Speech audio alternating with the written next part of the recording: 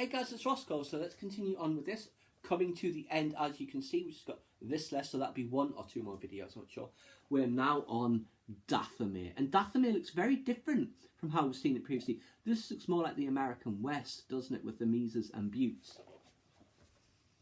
The foreboding world of Dathomir offered a perfect opportunity to develop an environment entirely unlike the verdant forests of Kashyyyk or the windswept peaks of Zepho. It seems everything on Dathomir seeks to pull a visitor down into darkness and decay.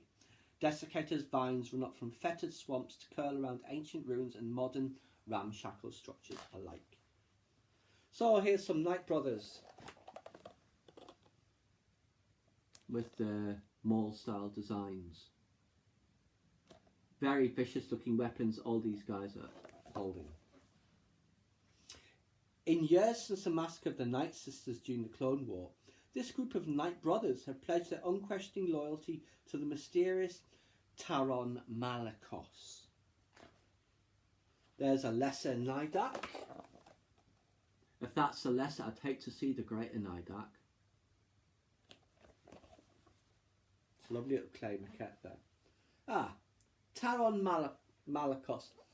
And you know what I'm thinking when I see this guy, who he reminds me of in the original Throne trilogy, The Heir to the Empire. Joruus C'baoth. This is how I imagined him. You know, the clone of a Jedi who's gone mad. A mad clone of a dead Jedi, sorry.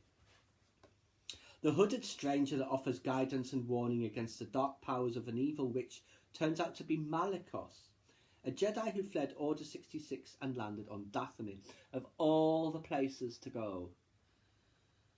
Throughout the years, Malicos has amassed power and ruled with fear over the Night Brothers. Jedi do not rule with fear. He's fallen to the dark side. The scars and horns he carries are from Night Brothers he's killed and are a reminder to those who dare to oppose him. And you know what, I didn't spot it before, but it's red lightsabers, so of course he's fallen to the dark side. There's just some more studies of him. Different iterations you see here. We're more human here.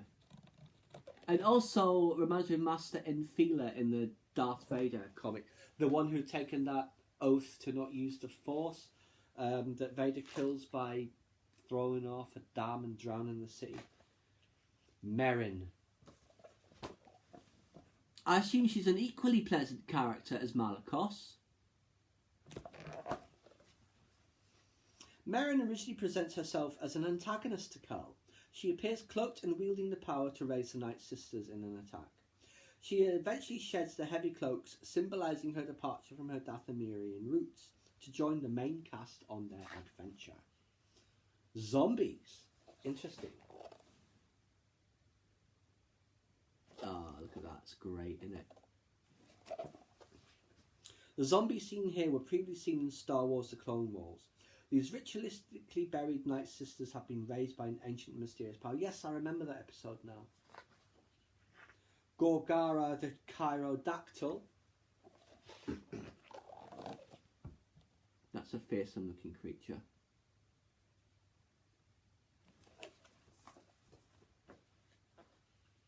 Then there's just some more Dathomir shots.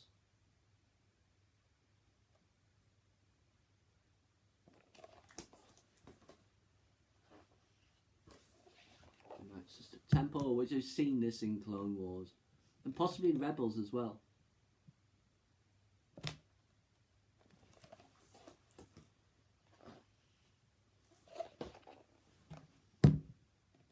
Very foreboding. Blood red sky. The Tomb of Kujet.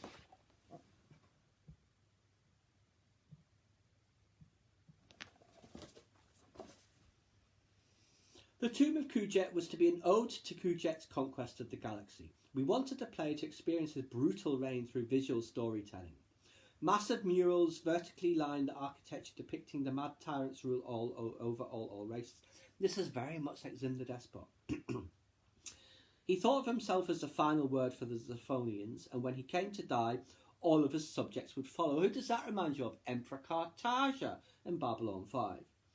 He saw them as his property rather than as equals, akin to the Vikings who would have their slaves killed and buried with them to serve even after death. I didn't know the Vikings did that. I know the Egyptians did.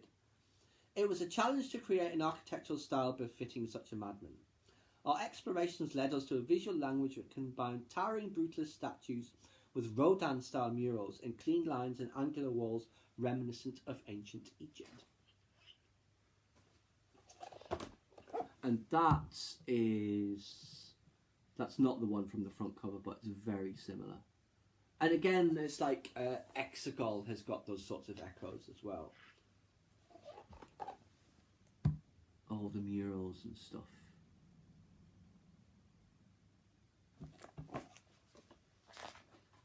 And that is the end of that section. We shall pick it up in the next, which is entitled Order 66, and I suspect maybe the last chapter, or certainly the penultimate one, but we'll pick that up in a moment.